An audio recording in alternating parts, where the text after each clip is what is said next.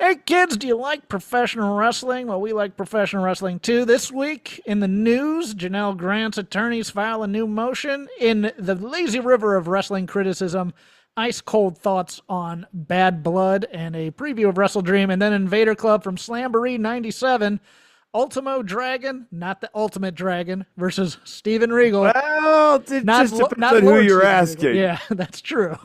It gets a little. Oh, it was one of those things on the internet that drove people nuts. Oh, by the way, I'm Jeff Hawkins. This is Chris Novembrino, back from sabbatical, back from being on assignment. Just his video just shut off.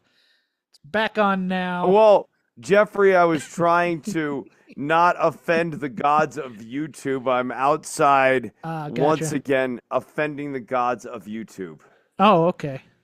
Yeah. Oh, it's that kind of cigarette. Well, no, it's a regular. Are we supposed to call them like smoky bad sticks? Yes, Or I think yeah, I think that's exactly what the YouTube algorithm will do. In addition to copyright striking. really? Yeah. Thanks again to Warren Hayes for filling in for Chris last week. How was the move, all things considered? Because there's no such thing as a good move. I mean, I it's mean, various. impressive if you think about the pace. Within like 3.5 days, I was basically settled in here, and then the last several days here, I've just been finishing up what still needs to be done at the old house, and meeting with the contractor to start so he can start doing work on everything that needs to be done in the house. So we can Question: get yes. Was this a friends help you move, or we hired professionals? This was me and my roommate did it with a little bit of help from my girlfriend's friends. Beer and pizza, then? Yeah, essentially, like dude had a van. Dude had a really large van that we were able to get pretty much everything into. Like my king size mattress is like the largest thing, and everything else was less than that. So I was sore as all get out. I was basically like paralyzed on my cot on Friday night after the umpteenth time moving things to and fro. But better now, better. Yeah, it's interesting as you get older. I have found the magic of hiring people to move instead of asking friends. I just once you get a certain age, everybody's like, I'm too old to do it. I'm too sore, and I'm pissed. Don't ask me. Yeah, but the money I didn't spend on that, I came in way under budget on what I had set aside for the move. So I then was able to put that into home expenses that were on the nice to have list, like upgrading the vacuum cleaner and thing. You know, the vacuum cleaner was close to the end of the life cycle. Oh, I'll tell That you needed something. to A happen. Dyson is worth the investment. If you, Bro, I just got a really good Bissell and those are good too. yeah, a good high end Bissell, and I'm liking it a lot. It's got some heft to it. Like you can feel the power. And the other thing I really like is it's got this little like LED light, so Hmm. you can see what's on the floor and just kind of, oh, did I miss a spot? I can catch it. Bagless. No, it's got the well, yeah. Okay. I mean, it's got the the center thingy. I Oh, mean, I mean, but it's got like a container in the center as opposed to like yeah. actual vacuum bags, which Oh yeah, no vacuum okay. bag, Okay, no cool, vacuum cool, bag. cool. Cool, Yeah, cool, cool. Then you got a good one. no, I like it a lot. I actually just for shits and giggles vacuumed the rug that I have out here today, and it looks way better than an outside rug should right now. Mm. I'm proud. I'm taking pride in home ownership, Jeffrey.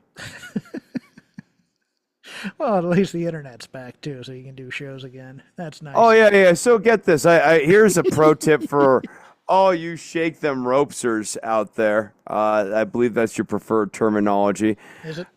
Yeah, oh yeah, that's I think that's they're saying in the Discord these days. I'm a shake them ropeser. Don't call me a shake them roper.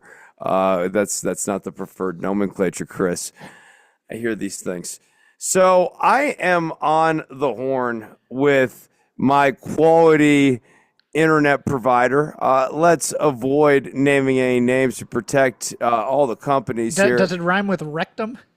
No, it Okay. does not. It rhymes with sexfinity. And I was on the phone with Sexfinity Okay. talking to them, and I told them that I was moving to a new location. And because you go through the robot phase of the call, and then if you're so lucky to survive the robot assault, then you get sent to the international call center. Because I'm on the international call center, I am not able to give. I tell them what's going on, that I'm moving, and they're like, "Oh, everything's going to be totally fine. Don't worry." I'm like, "Okay, cool." I get over here and I'm trying to hook up my router and get everything going. Should have been a piece of cake. Should have been done on Thursday. And the router's up. Everything's working fine, but I'm not connecting to the internet. And it's searching. It's searching. I can't find it. We're still in the middle of the move, but I really want to get this internet thing resolved because I'm trying to teach lessons in addition to doing a podcast beloved by thousands every week about professional wrestling. I'm trying to get my internet up and running, and nothing I'm doing with the troubleshooting's work. I'm once again going through the robot phone line over and over and over again. I do this for about 5 hours, finally get on the phone with somebody, and I'm like, "Look, we have tried everything. I've done everything. I've sat on the line with you guys for hours. I need you guys to just send out a frigging technician." Well, then they finally send out a frigging technician here. The guy, nice guy, lovely guy, gave me a useful piece of advice. That's coming here at the end. He tells me that this place has never had Sexfinity internet connection at any point in its lifespan, which is something that the good people at Sexfinity, or a company that rhymes with that name, should be able to share informationally amongst one another, so that when I call and say, "Hey, I need the internet set up at this house," instead of me going over like a goober and trying to plug in cords that don't go to anything, the technician would just come over in the first place. And what I learned is, if you ever get into one of these stun lock situations with a company, perhaps Sexfinity themselves, or a company that rhymes with that name, the move here is to say that you want to cancel your service entirely, and then you'll be put on a domestic call center and speaking with someone who completely understands your problems, and the people in the cancellation center are completely capable of handling everything. So your pro tip from your old buddy Chris, if you want to beat the robots, is say, "I want to cancel my service," and you will speak to a human once again. True. That happened with me with DirecTV. Starting off the news, Janel Grant's attorney filed a motion asking them not to enforce non-disclosure agreements with former and current employees and contractors so they can potentially come forward with similar accusations. Attorneys emailed a letter making the request late Monday to attorneys representing WWE, Vince McMahon, and John Laurinaitis, a former WWE executive and wrestler, in Grant's lawsuit against them. From the attorneys, quote, "If WWE and its parent company Endeavor are serious about parting ways with Vince McMahon and the toxic workplace culture he created, their executive should have no problem with releasing former WWE employees from their NDAs," Ann Callis, Grant's attorney, said in a statement. "This is the first step to rehabilitating a company that covered up decades of sexual assault and human trafficking." And wouldn't you know it, Chris, an editorial in USA Today from a writer there coincided with this, talking about how WWE should not have NDAs, and in order to move on from that. Look, I know a lot of people are analyzing this as something big. This is lawyer games, pure and simple. Oh yeah, I don't think this moves the needle for WWE, the company. This has absolutely no bearing on the stock price. This entire court case isn't going on yet because the feds are investigating Vince. So Ann Callis is trying to keep herself in the news. That is what is happening here, to the most part. You can't get rid of non-disclosure agreements, all of them, because there are trade secrets and other things in there in addition to the other stuff that you want. I also think that this ploy of, "Oh, you know what? If you just come clean, everything will be okay." Nope, there's liability involved in that, Chris. If you come clean. Okay, so I think you've actually got my gears turning a little bit on the idea that maybe what needs to ultimately happen at a litigation, like federal litigation or legislative level, is something that limits what non-disclosure agreements can and cannot cover. Yes. That the idea of a blanket non-disclosure agreement is not valid. I'd be fine with that. Yeah. Yeah, right. Like you can protect trade secrets, but not sexual assault. Correct. Yeah, there needs to be different kinds of NDAs, much like there's different kinds of contracts type of a thing for just to come out and go, NDA should be illegal. Well, no, I think right. Like they have some sort of function, but clearly there's a problem that has been identified that they cannot be blanket NDAs. That you have a right to protect your trade secrets, but not to protect criminal activities. But Ann Callis, as I've said before, is a bit of a political animal. She's run for higher office. I think she wants to use this to catapult herself a little bit. And also, this case, nothing's happening in this case for, I think, at least 6 months, if not a year, because the feds have told everybody to stand down. But we're getting these documentaries, and we're getting people talking in the zeitgeist about Mr. McMahon. So Ann Callis is basically interjecting and doing motions. And there's nothing wrong with these motions. Like, sometimes they work. They often don't. Like when you ask for, like, a summary judgment in a case, motion for summary judgment denied. It's usually that, that kind of thing where it's like, they didn't prove their case. Give me a summary judgment. The judge just kind of looks at you annoyingly and goes, no. No, but, okay, so from her standpoint, given the relationship between Vince and Trump, which is just extremely well documented, you can look at any number of alternative sources to whatever. Linda McMahon's going to be in the cabinet if he wins. Right. So I could see her thinking it might behoove her client to try to move this case along and get it going before the Trump DOJ takes over. But they can't. They can't because the feds have already said you guys stand down. It said no, I know, but she's trying to do things to move this case along. I get that. That's what I'm saying. Yeah, that's what I'm saying. Like it behooves her to try. I find the interesting plea for I don't know the plea for what's the word, absolution for the company interesting, because there is a bit of a schism between Triple H and Endeavor and Vince McMahon. But I still, and I don't think they're indemnified. McMahon and Laurinaitis are indemnified together. That's a joint representation type of deal. But WWE, I think, has its own lawyers. But I think the problem with coming out and getting those NDAs out there and saying, no, it's only McMahon and Laurinaitis is such a, there's no play there where that can come off, because there has to be something in there about the corporate culture or something that would then eventually go back to make WWE liable, I would think. Human Resources was told about something and they didn't do something about it, and that would, there might be a cash settlement involved with that, which I think is a lot of the point of a lot of motions, to be honest with you. But yeah, I just don't see anywhere where Endeavor's attorneys, I think, are probably a little bit better than the WWE attorneys used to be, although the WWE attorneys were quite good. Don't get me wrong. I was going to say McDevitt was fantastic. He's just the kind of oily scumbag one needs, in these types of things. He was the criminal attorney that Vince McMahon needed. Oh, yes. Like a Saul Goodman. Oh, he was made for the moment, and he was good at his job. I'm not saying he wasn't good at his job. Knew what the laws were, got the laws written the way he wanted to, and so I'll be interested to see this, but I don't think WWE, for those of you who are listening to like post wrestling and stuff like that, WWE's not budging on this. They know what's going on. This is a lawyer trick. They're not touching this. I watched that coverage as well. I mean, I find the whole thing interesting. It's interesting, but it's full of sound theory. Right. Certainly seeing the map.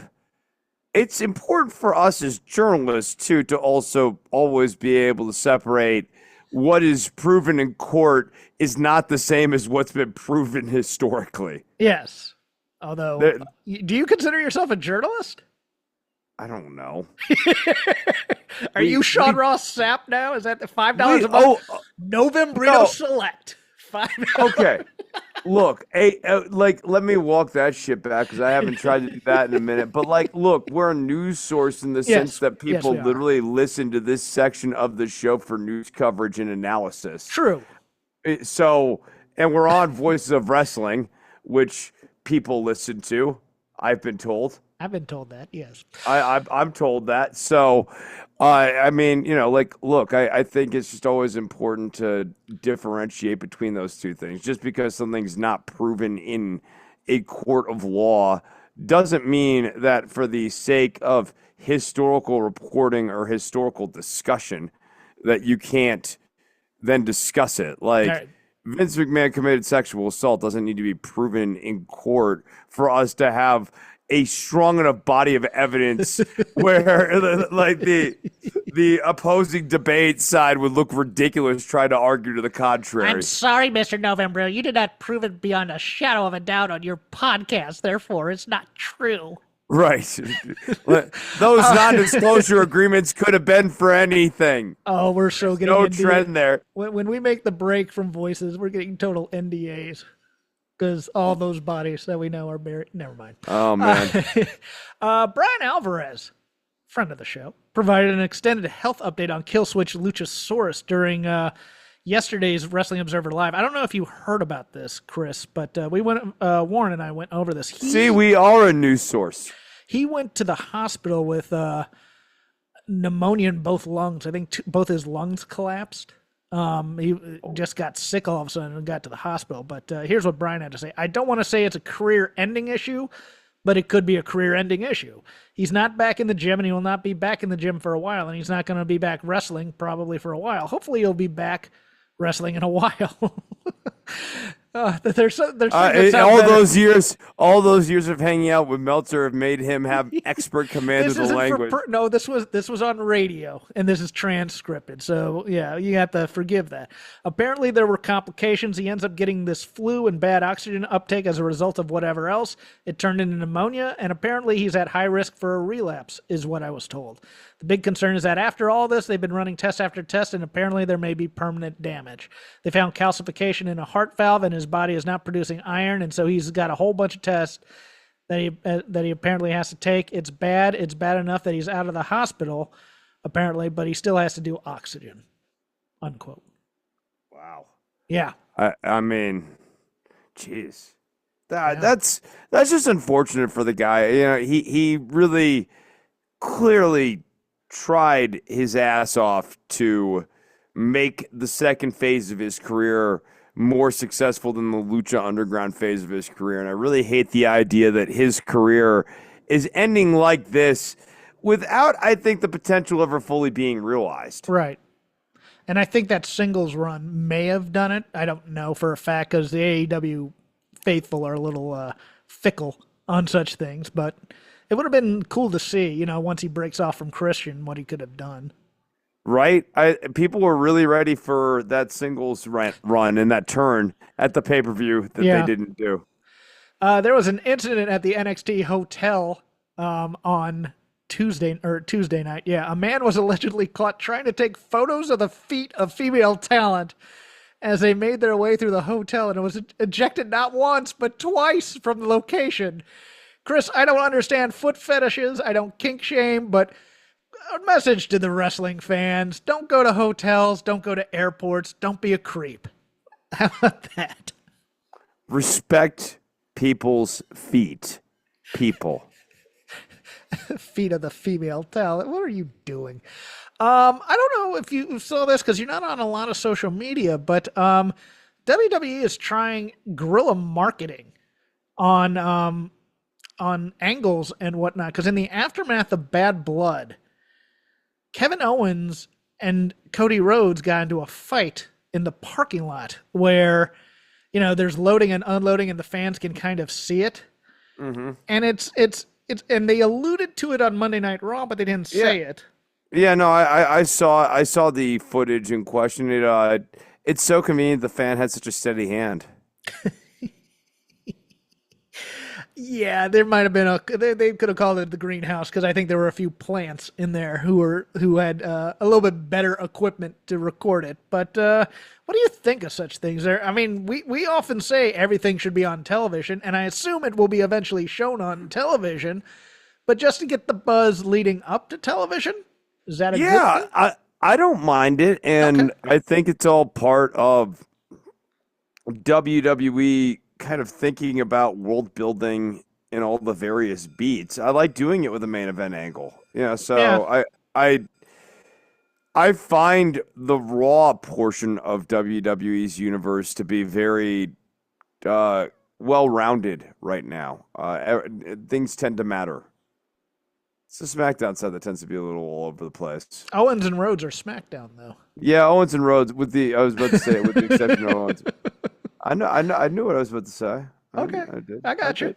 I did. Ratings. The only thing that matters. It was head-to-head night for at least an hour. NXT 874,000 viewers. AEW Dynamite 329,000.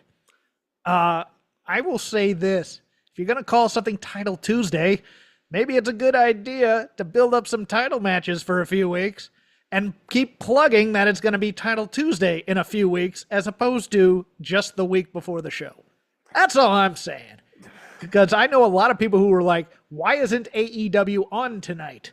Not realizing that baseball was going to be on. Chris, are we allowed, are WWE fans allowed to take a victory lap over this one, or is this one where we should hell yeah! give some If sympathy we for no, AEW no, fans? Okay. I got no sympathy for AEW fans right now, and here's why. We, as fans, sort of established this idea that the bad old days of Vince McMahon writing a show from week to week with no coherent direction of where things are going and booking on the fly, rewriting the show sometimes as close as 1 hour prior. These were bad things. This did not result in good TV. This was not maximizing the talent on the TV screen. And Tony Khan has fallen in to one of the worst trappings of Vince McMahon in the late stages. And that This is is what this when you don't actually what I just said. Okay. When you don't actually book ahead. You're booking gotcha. 1 week in advance. You're writing these angles in an extremely short period of time. Maybe we do 1 week build, maybe we do a 2 week build. Chris, that one's on me because I was listening to the tone of what you were saying and not actually listening to what you were saying. So it was like it's set up for the point, and I was waiting for the point, and that's my fault. So don't sweat it. I was just getting my notes in front of me so I could talk. I'm sorry. No, you're all right. You're all right. But yeah, this is my qualm with AEW TV right now is that they don't know where they're going with this shit. I have a don't, few qualms as well, and right. I mean the Moxley thing, just as like a cherry pick here, real quick. They've had 3 weeks now to figure out what the hell they're doing with John Moxley, and I don't understand this angle any better now than I did 2 weeks ago. This will be a good segue into the lazy river of wrestling criticism, whatever we watched, whatever we saw, because my response to this is they have a big problem in almost all their angles with baby faces. Number one, most of their angles right now are we have a group of people and there's dissension and somebody's turning. In every single stable, somebody's turning on them, which is already a problem. But AEW's babyface roster, in terms of guys you can get behind who are pure, is bad because it's one of those things where like Bryan Danielson is apparently a problem within AEW to making the wrestlers in AEW happy, and that's why the Blackpool Combat Club is turning on him. Darby Allin is doing, remember win segments with Brody King, who he's already feuded with 3 different times, and then hitting him in the face with a rock. He's the baby face. Will Nightingale's a nihilist. Orange Cassidy doesn't care.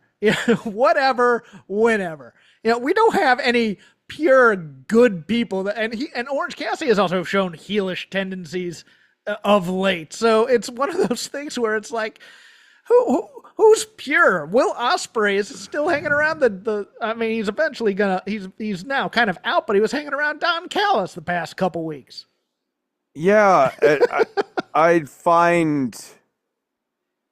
Oh, and for Darby, one extra point is Brody King's entire promo was you're self-destructive and you're bad, and what happens after this? It's like, okay, great. So all these baby faces are terrible for the company, and the company's the heel, kind of. It's so disjointed. Go ahead. I'm sorry.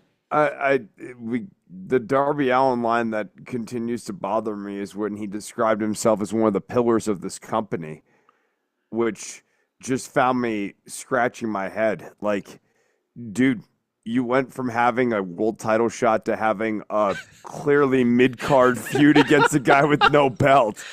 You are the dumbest man alive. You're an idiot. John Moxley. An elective feud. It is dropping out of your IB course to go and take an elective. Oh, by the way, Darby, Danielson won't be here, so you got to fight me. Okay. And then later Nigel comes out. Yeah, I'm fighting Bryan Danielson. Huh? Yeah, and now Wheeler Yuta, who I thought might be the mastermind behind this whole thing, they've done they're doing the Luger Wyndham turn without the benefit of planting the seeds a year early, to my knowledge. When J.J. Dillon came out and goes, someday you're going to go to the corner and Luger's not going to be there for you. But that entire end segment was Danielson celebrating and Wheeler Yuta just pawing at his boot. He's so going to be the cause of Danielson leaving. But we'll get to the Wrestle Dream in a moment. Bad Blood thoughts. Chris, I thought it was a one-match show, but the one match was very, very good. Yes, the one match, obviously Punk and McIntyre, extremely good. Credit to Punk for putting on a Hell in a Cell that stayed inside the cell. Did not depend heavily on high risk maneuvers. I think, we maybe got to the plunder a little too quickly here. But when we're talking about not actually leaving the cell, 100%, I just supported that. The one thing that I found annoying, it's just the WWE move, is I didn't need the beads at the end of the third one. Like, I think if anything, McIntyre should have pulled out the bracelet and Punk should have just slapped that away and said, it's way beyond that now. Like, we're beyond the bracelet at this point. Yeah, the obvious symbolism of the beads, that's a little too on the nose. It'd be like pulling out like his dead dog or something. Right. Which WWE has done before, the dead dog angle, but it's a little too on the nose for me, but I agree. I just liked the simplicity of two guys having a fight in the cell without trying to figure out a reason to leave the cell. I thought that was so because I'm tired of like, oh, he broke the lock. Oh, somebody came up from under in the ring. And they're fighting on top of the cell, and they're looking for the crash pad to go on to and things like that. It just made it so much better. And the actual offense within the cell, this wasn't a wrestle. This was a lot of kick, punch, and throws. And I thought that made it good too, the blood notwithstanding, because God, Drew took some shots in there. The Claymore kick into the steps where he hit his back in there and he missed. The toolbox to the head was something. I mean, this was. I watched. It's funny. Sometimes they do these plunder matches because they think it'll quote unquote be easier on their bodies. But then I watch spots like this and I go, man, if you take that stairs spot bad, or you get that toolbox bad, I think I'd much rather just take a Brock Lesnar German suplex. Thank you very much. But I was just so happy watching this because at the end I went, yes, that was a fight in a cell. That gave me the stipulation. And that's all I wanted. And the other matches were just nothing but focus being drawn away from the main characters to further story, which is kind of the B pay-per-view thing. Although the last third of the main event, where Cody just decides to jump off a pole through a table. I mean, all that was really good. It was really well done. And it got the crowd hyped, especially for The Rock coming back. But like the two Judgment Day matches in between, Man, I thought those nothing. They killed both the Terror Twins. Rhea Ripley, though, to me, I think really got hurt by this match in the sense that I hated everything about the finish of this match. Yes. I gotta go off here. I could go off on other finishes, but I'm gonna just kind of keep this one a little narrow and just stick to this one. So the story between Rhea and Liv is that Liv Morgan came and took everything away from Rhea Ripley. Rhea Ripley's title, Rhea Ripley's Dipsy boyfriend, and Rhea Ripley's faction. Like, Rhea Ripley lost all these things, but the other part of the story is, with the exception of the title, she didn't need the Dipsy boyfriend. She didn't need the Judgment Day. And what ultimately she needed was like a little bit of self-realization, and what she needs in order to redeem herself here is not to get back with Dominic, but to get back her title. So cut to the end of this very long feud that has been going on between Rhea and Liv, one where Rhea has finally gotten Liv all alone with Dominic Mysterio up in a shark cage, who has just turned into the little henchman. And she has the title won. Liv Morgan is laid out. She chooses not to pin Liv Morgan and instead to go out and beat up on her ex-boyfriend who is a loser. But Jeff, I gotta stop here because we haven't even, that would be the dumbest person in the scene, but it is in fact only the second dumbest person in the scene. The second dumbest person in the scene is the NPC ref, who forgets what his job is and decides that, one, he has a preferred outcome for who's going to win this match. Two, he's going to express what that preferred outcome is. And three, he was going to encourage the participant in the match to go and do something that has nothing to do with the match right now. Like, if a fan said, hey, Rhea Ripley, you've got an ugly nose. It makes your face lopsided. The referee is not supposed to stop and be like, Rhea, he shouldn't have said that. Go out there and do what you need to. Like that, the referee's job is literally to always advise, stay on the match. Stay on the match. Like, whether or not the referee thinks the kid out in the audience is a jerk or Dominic Mysterio is a creep, the referee's job is to always encourage the participants to stay focused on the match. Oh. But instead, our referee says, Jeffrey, you deserve it. You deserve it. Dopey camera on. Yeah, this could have been resolved very easily by just having Liv continually berate and shove the attorney or like the attorney, the referee, and maybe almost go to that line where she's getting disqualified, and the ref just looks at at Rhea and goes, "Go ahead, I don't care," or something like that, where he's so pissed off and having a bad day. He walks off. And then the heel color guy can go ape about how he's not being, you're not being nonpartisan. What's your problem? Blah blah blah blah blah blah blah. And then the babyface play-by-play can go, well, look, everybody. You don't have to take crap at your job. Right. That kind of thing. The man was trying to call it down the middle. Yes. And Dominic Mysterio would not stop antagonizing him the entire match. Or Liv. Either way, one. Well, because you need to justify why Rhea would go and beat up Dominic Mysterio, who is not a participant in the match. So, like, Dominic would have to be saying things like, you're a little nerd. I hate you. You've got an ugly face. Your camera looks dumb. My other favorite part of this is the fact that we can't say that Dominic Mysterio looks like a piñata hanging from there because that might be racially insensitive. When it's obvious that's what the spot is. Because she goes, it's my birthday.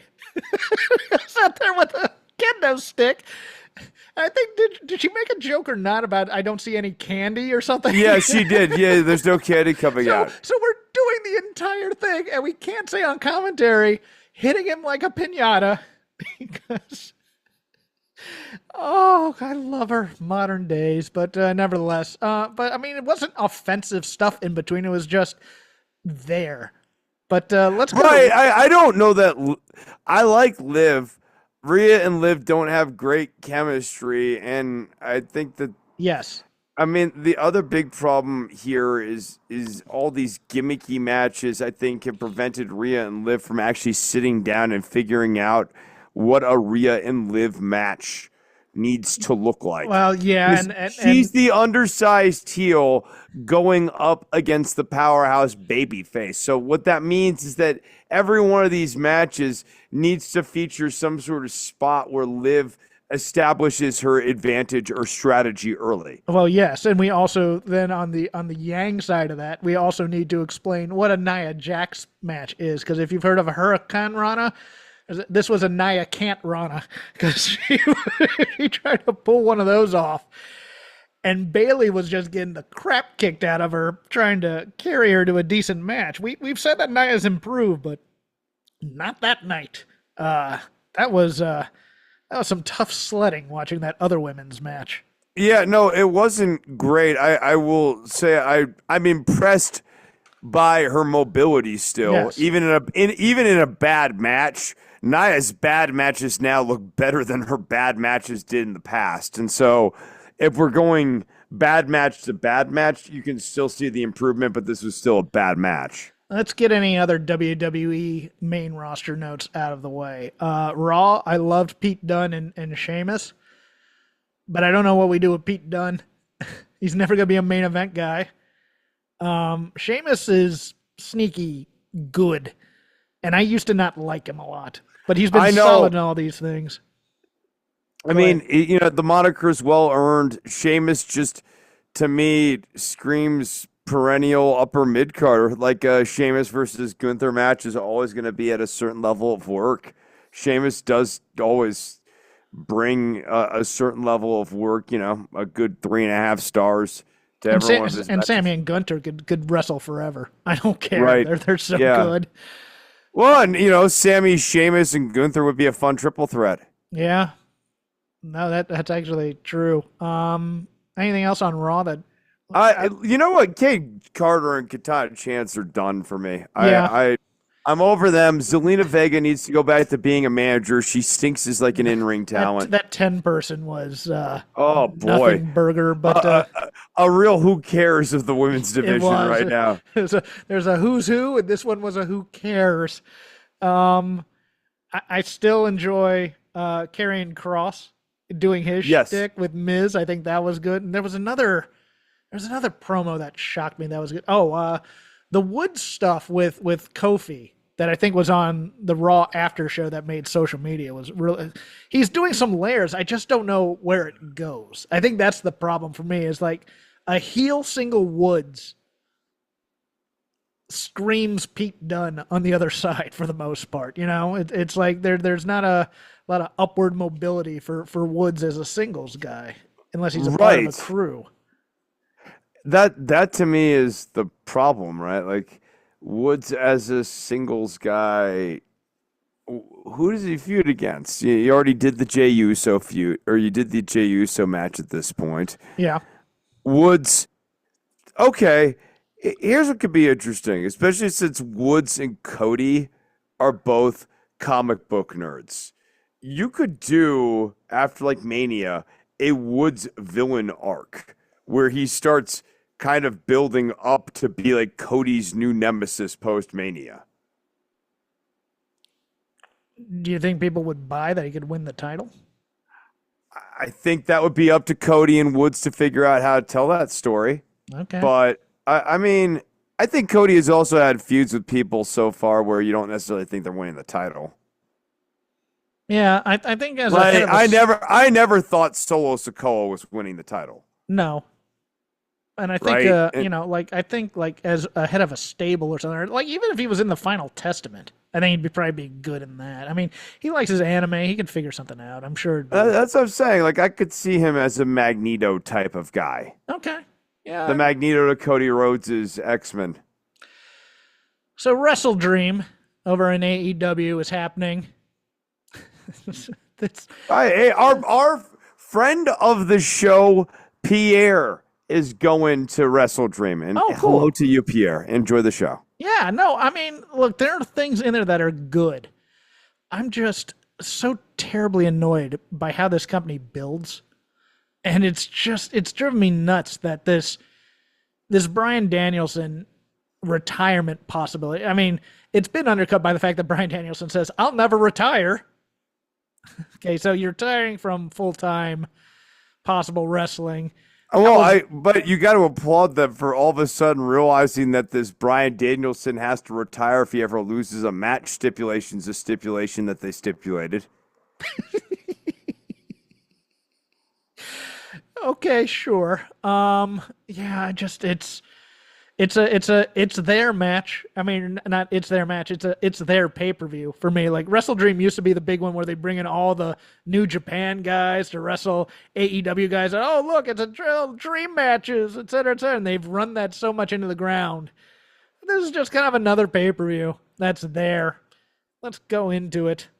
Yeah, okay, stopping right here. This Okay. is where not having great stories building into some of those classic Wrestle Dream matches really starts to bite them in the ass longer term, which is that we just don't have those great Wrestle Dream moments building up. Remember that storyline where Okada came in or Naito came in and wrestled Hechicero or something. right? No, right? Like whatever, right? And there was a really awesome build.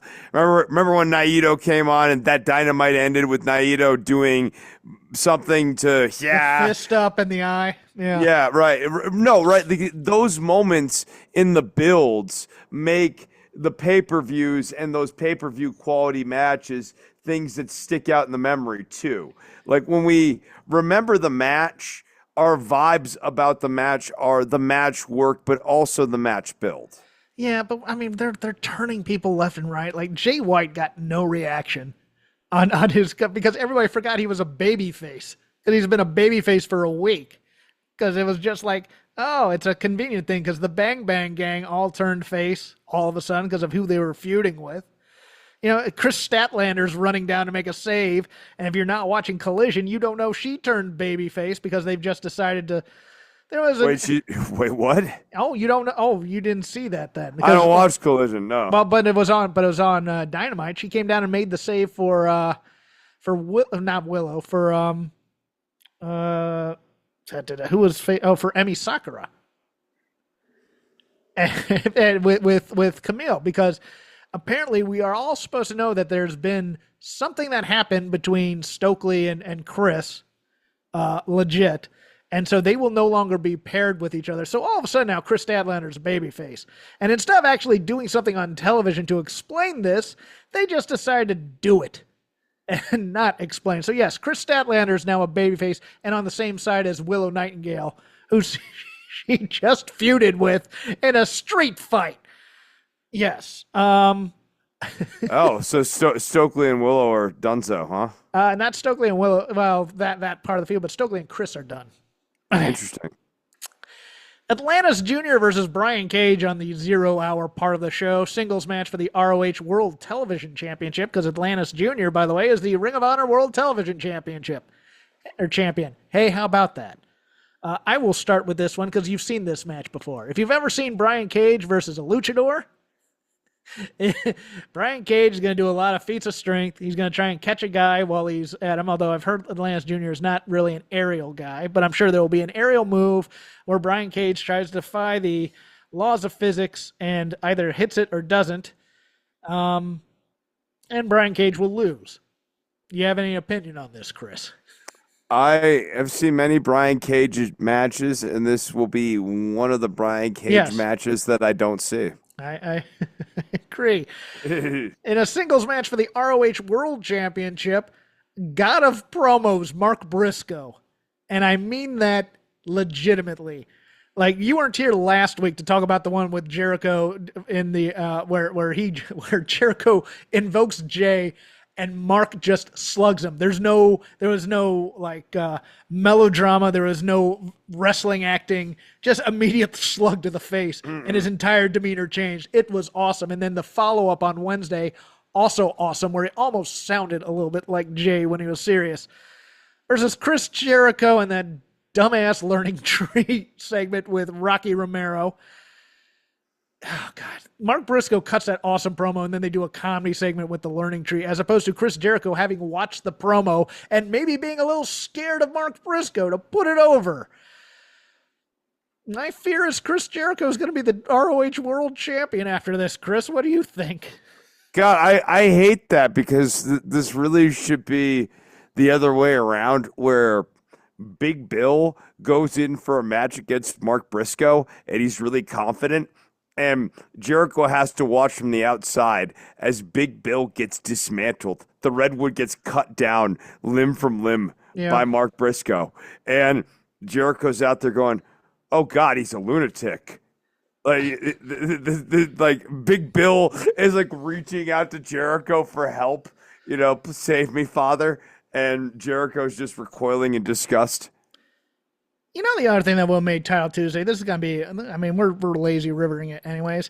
Everybody on a pay-per-view should be on the go-home show, at least cutting a 30-second promo about the match that's going to be on Saturday or Sunday. Well, right. And like the go-home show really should be, frankly, a lot less wrestling. Yes. And a lot more promos. Hard sell the damn pay-per-view, guys. Right. We're going into this. You have one kind of killer main event, but the way at least I kind of remember it is the good wrestling on TV wrestling in the pay-per-view cycles was done usually on week 2 or week 3 in a 4-week build. The 4th week was not good. You had a non-decisive main event that was a teaser for whatever the pay-per-view was going to be, and a bunch of talking. And that's what the 4th week should be. Yeah, I mean, I don't care about Commander versus Hologram. I really don't. I mean, I'd much rather have promos from everybody that's on this pay-per-view, but nevertheless. Darby Allin versus Brody King in a straight-up singles match.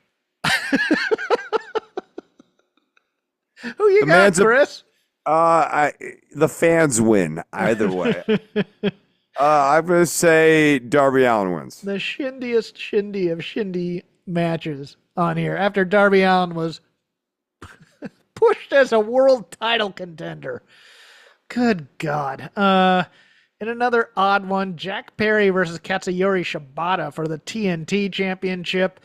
Oh, and by the way, there's another segment that fell flat. The Daniel Garcia is re-signed with AEW because that's where we wrestle. Chirp, chirp, chirp. It just doesn't hold the water because there's good wrestling on WWE now. Well, it's the fact that I think Garcia's still in this position because he's not going to go into Tony Khan and go, hey, where do you see me this time next year? Well, what do you have for a plan for creative? And you kind of have to have your own pitches to get anywhere. Oh, and by the way, Jericho beat Hook, and Jericho's on the pay-per-view, and Hook isn't. But nevertheless, Jack Perry versus Shibata. It's Perry, right? We're not giving this title to Shibata, it's got to be Perry. Yeah, it's Perry. Yeah, I mean, Shibata's fine, but the phone gimmick only gets so far with American audiences. I think it's a comedy gimmick. A 3-way for the AEW International Championship: Will Ospreay versus Ricochet versus Konosuke Takeshita. I didn't get your thoughts on the Ospreay Ricochet draw, start over again, and then then Takeshita comes and runs in and kills it for everybody to just be pissed. Takeshita's winning this over Ricochet, right? Yeah, I can see that. I feel like Takeshita wins. Like, I do too. This is the Takeshita vehicle. Yeah. Maybe, I don't know, but Osprey pins Ricochet. That would be even worse. I don't know. I think No, Takeshita pins Osprey, but obviously, like not like in this dominant sort of way. see, I don't think we free up Osprey yet, because if we free up Osprey, he has to go for the world title. And while I think Moxley Osprey is good, I think there's other people that are going to be involved in that world title shot, but don't quote me on that. I can see Osprey losing this. Don't get me wrong. And if he loses, it's going to be Takeshita. I don't see Ricochet being involved in this whatsoever in terms of actually getting the title, but yeah. Anyways, the Young Bucks, Matthew Jackson and Nicholas Jackson, who were not on the Go Home show, versus Private Party, Zay and Quinn, who were, and who yet again, for the second week running, cut a pretty good money promo. If there's one group that's improved on the stick, it's Private Party, but unfortunately, they're still where they are. I don't see a title change here. Do you? No, no. It'd be an interesting choice. It would be an interesting choice, but like, there's just, I was about to say there's been no bill, but there's no bill for anything. I'm just gonna say no then. Yeah. It's member bears. Hey, remember when we beat them 5 years ago? Now we're on a pay-per-view. Okay, hooray. Mariah May, your AEW Women's World Champion, versus Willow Nightingale in a makeup because Willow lost the CMLL title. That's what this is. But Mariah May wins. Yeah, and then Maya shows up probably, and maybe even Tony Storm. But see, that's the story everybody's waiting for. So yeah, I think this is just a placeholder. I think everybody's going to be way ahead of this match, unfortunately. So on 3 days, or actually maybe a week's build, because I think it was announced earlier, Hangman Adam Page, also not on the Go Home show, versus Jay White in a straight-up singles match. The fans win. I'm gonna say Jay White wins when Swerve comes back and interferes with Adam Page. Oh, and God. It's the Chicken versus Peter Griffin. That's what this is. Okay. Jay White wins. All right. Yeah, because it's Swerve is scheduled to be on this show in some way or fashion, and I think it's going to be to screw Adam Page. There you go. And what I didn't expect to see on this lineup, but it's here, the MXM collection of Mansoor and Mason Madden versus the Acclaimed of Anthony Bowens and Max Caster. Might be sneaky good, might be sneaky bad, but who do you got? I'm going to say the M&M win. Okay. Mansoor's good. Mason's working on it, but I'm going to go the other way. I'm going to say the Acclaimed win this one in what becomes a goofy match, and there's probably some daddy-ass shenanigans in there, too. In another match that I didn't see announced, but it's on here, so I'm going to say it, and it's going to be longer than I expected. Hologram, who got that win, versus the Beast Mordos in a 2 out of 3 falls match. Chris, the Beast Mordos has kind of been thrown in with a trade with Roosh and Dralistico, and they are now aligned with Jake Roberts because apparently they're a throw-in with Roosh's contract, and Roosh was given to him in exchange for Lance Archer joining the Callis family. Now, I love me a good heel talent exchange, but I believe there were people involved in this trade who aren't owned by anybody, but nevertheless, the Mordos has been getting a minor push with bull speak the past couple of weeks, which is interesting, but I love Mordos, but... Well, yeah, and I mean, I think that it's a real testament to Don Callis's management ability that he's able to trade people that he doesn't even have contracts on. That takes real skill. Have you ever done that? It will probably not be commented on either. Oh, yeah, Hologram's winning this, though. It'll be fun. Everybody will say, oh, it was a good 4.25 star match on my spreadsheet. And it won't mean anything because luchadors basically don't mean anything anymore. No, they did. And this company doesn't build them. So, right. Yeah. And then in your main event, Bryan Danielson takes on Jon Moxley for the AEW World Championship. This will be a story match. This will be contrived in many ways. It will be a little bit overbooked, I think, as well. It'll be a good match, though, too. Do you see any way that this is not Danielson's last full-time match? Yeah, I think he beats Moxley. Oh, do you? Because I've Yeah. heard he's had to have surgery, and that was leaked out there, but that might be a feint. Oh, okay. Okay. Yeah, I think he beats Moxley. I say Moxley wins and Yuta turns on Danielson, and he's the cause of him going away. That'll do it for that. We got a few minutes. Quickly, NXT thoughts other than Javon Evans should have. Javon Evans is just apologizing frantically at the end of that NXT. Well, yeah, I mean he has to. It was a ballsy spot to set up for yourself in doing a spinning corkscrew into an RKO, but one that he had to be the architect and engineer of. I watched it. I got on the phone with my buddy Cody, and then after I got off the phone with him, I watched it. I slowed down the tape multiple times. I get to the point where I was watching Randy's facial expressions as the entire thing's happening. Like I've analyzed this as Zapruder film levels, right?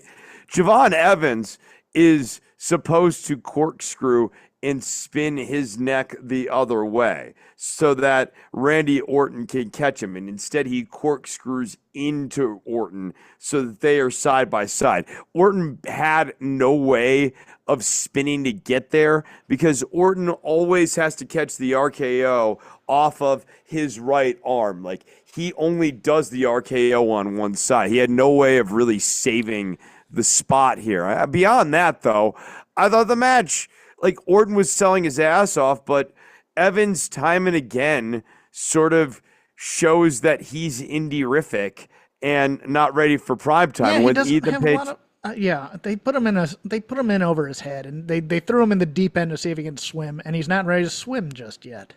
no, and when Ethan Page said it should be Ethan Page versus Randy Orton in the main event, I'm like, hell yeah, that'd be a great match.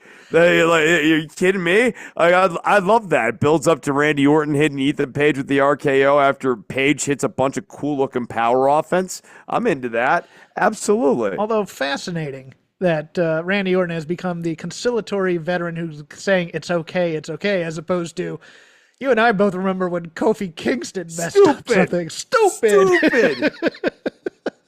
I know, and this was much more egregious than when Kofi Kingston, when that spot didn't go bad. Like this is 100% Javon Evans is stupid. Other thoughts on NXT?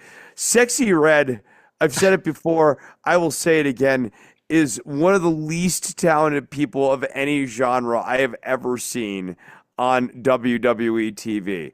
Here's the thing, Jeff, about some musicians, right? They say that some musicians can only do it in the studio, but they can't do it live, right? You're hearing that more and more these days. These musicians, these kids these days, they hide behind the beat-bop machines and the pitch correction, and they can do it in the studio, but they can't do it live. Here's what I'm going to say about Sexy Red. She can't do it in the studio, and she can't do it live.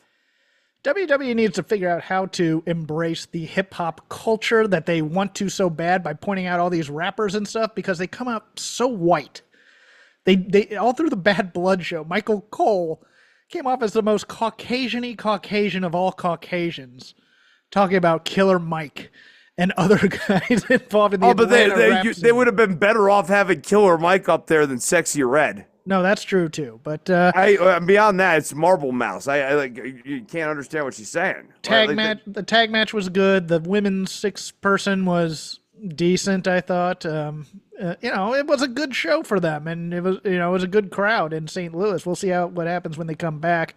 You got a heart out here in a couple minutes, so tell me about. Oh, go ahead. Yeah. No, but I just want to say this. I think at this point, Javon Evans, I'm very over this kid. I think he's a nice. No, straight up, dude. Hear me out. I am hearing you out. Okay. There are a lot of more talented people that I have seen come across my TV screen over the last 5 to 7 years who have gotten far fewer chances than Javon Evans has to rise to the occasion. Now, has he been put in too deep? Absolutely. But the reality is, as I watch this kid, he's not a good promo. All of his punches and kick offense looks like crap. And the one thing that is saving him right now is an insane vertical leap. But if that insane vertical leap can't even deliver in a reliable way for spots, then of what use is it? He is Evan Bourne without all the meddlesome charisma. He is, Kofi Kingston without the charm. Like, this is just a guy. I think that WWE, NXT would be better spent putting the developmental rockets on somebody else at this point. They've tried with him. It didn't work out. Tell me about Regal versus Ultimo Dragon. Regal versus Ultimo Dragon. I wanted a little bit of a palate cleanser here. And one of the things that I think people kind of forget about with WCW, I don't forget about, but maybe it gets talked a little bit less about the good stuff. It's always the cruiserweights, right? But the television title division oftentimes had a lot of sleeper good matches because they knew exactly what the length of the match was going to be.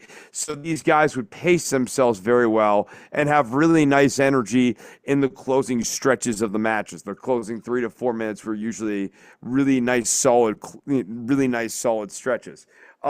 Ultimo Dragon and Steve Regal, I don't think are constrained by a time limit, or is it like the pay-per-view different where it's like 20 minutes on a pay-per-view? Is that the rule? I think so. I think that's the rules. I mean, it's generally it's like 12 minutes on TV and then 20 on a pay-per-view. I think it's like 15 on TV and like 30 on a pay-per-view or something. Like that. This would be one of those evolving stories that they would do because the TV title was originally not supposed to be defended on pay-per-views because it was a television title, but then they said, well, pay-per-views are on television, and then they just give them more time for as a more main event feel. But I believe this one was a 30-minute time limit. Yeah, and Ultimo Dragon and Steve Regal that get a good 15, 18 here to really shine throughout this match. We get just a really nice diversity of offense. Everything from Regal pulling off some power moves like a front suplex to Ultimo Dragon doing some high-flying moves, doing a Dragon Rana off the top ropes, to some really quality submission wrestling, to a variety of kicks from Ultimo Dragon. The kicks are what stood out to me because that's what got this crowd really going, were those thunderous kicks. I think this was a Baltimore crowd. Was it Slamboree 97? But yeah, the kicks, when you heard them, and even like Dusty, who's on commentary, like, oh my God, kind of a thing. And that's when everything started to heat up and get going. Yeah, even despite that, I think it was Baltimore. It was definitely or it might have been North Carolina. It's one of the heel crowds. Yes, because they're all out there cheering for Regal to win this match, which is hilarious. And to the point where even commentary is like, I've never heard anyone cheer for Regal before. What is going on here? Dusty has some incredible spots on commentary during this match where he appears to just ramble in a series of sentences, one that does not connect to the next, that does not connect to the next, that does not connect to the next for about 30 seconds. But this is also why Tenay's out there, so that because he's the only guy who's ever watched Lucha in his life, and Dusty's still going, the Ultimate Dragon. Dude, I try to write down, if you want a fun challenge, do the Dusty Rhodes challenge and try to write down some of the sentences that he says during this match and see if the beginnings and the ends make any sense to you when you finally put a period on them. Dusty's a trip. Ultimately, in this match, Sonny Ono turns on Ultimo Dragon. Yeah. Ultimately, like Sonny Ono is trying to help cheat. Ultimo Dragon doesn't want the help, and Sonny Ono gets pissed off and then kicks Ultimo Dragon in the back of the head, which allows Regal to get the Regal stretch. But the other spot that I really liked in this match was the fake finish, where we got into a closing stretch of the match around the 10-minute mark, because this was going about 15, 16.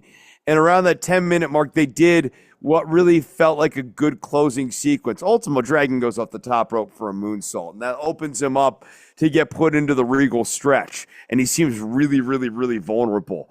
And Regal gets him into the stretch, and Dragon fights out. But, I mean, the way they built this up, we had a couple of near falls leading into this. This looked like it was going to be the end. And I think that's an important lesson. After you do a big near fall spot like this, you got to do a big breakaway from the ring. The in-ring reaction has to kind of like pause, and you all need to migrate outside, because whoever just took the near fall has to be legitimately worried that they just got nearly pinned or nearly submitted. Right. That and oftentimes I see, and this is WWE and AEW, we do a 2.9 count, and then the guy gets back up like, oh, okay, that's fine. But it's not. You almost just lost the match. Yeah. Yeah, this period's still when WCW's fun, before it's all falling apart. This is when everybody, like mid-card feuds, would still be getting over with crowds at pay-per-views, and the NWO isn't quite the overpowering cinnamon that it would become later. Right, yeah, like they eventually just overtake everything. I even like the little commentary beat that Tenay had on why Regal's not interested in the world title, and it's because Hogan and the spray painting on the belt and everything just sort of, in his opinion, sullied the belt. He's an honest thief. He's a criminal with morals. Yeah, I always kind of like those kind of like little touches to explain things as well. I think next week, since you missed Fire and Ice, I think we're gonna get Steiners versus Doom from Capital Combat or something like that. So, that's a fun one. Yeah, let's do it. So let's do that. I think I got that one right. It's one of the ones that I've already watched, but I need to figure out which one's the correct one, because I watched about 12 of them. Yeah, you gotta go. So get your plugs in here. All right, Chris Novembrino is on Spotify. To go to Spotify, search Chris Novembrino, listen to my music. There's more in the works. It will be out like late November, early December. I did a ton of tracking. The original plan was to get it all out like this month, but then I started the move, and once I step away from a project, once I get back in it, I always find new things that I want to do, and I kind of wanted to find new things. So go and check out the music that I've already got up there. There's 8 tracks, probably 4 or 5 more. I think 4 more behind that in the not-so-distant future. So subscribe for more content. Follow me on Instagram. And if you want guitar lessons, hit me up. You can follow Chris on Instagram at DOCTOR_NOV. You can follow me on X at CrapGame13. You can follow just the show at Shake Them Ropes, all one word. We're a part of Voices of Wrestling Podcasting Network. I also do a show called The Dynamite Show on Fight Game Media. It's on their feed. It also goes 20 minutes after Dynamite live on YouTube, but it drops in your feed the next day. Myself and Paul Fontaine doing a thorough deconstruction of that night's Dynamite. We will see you next week.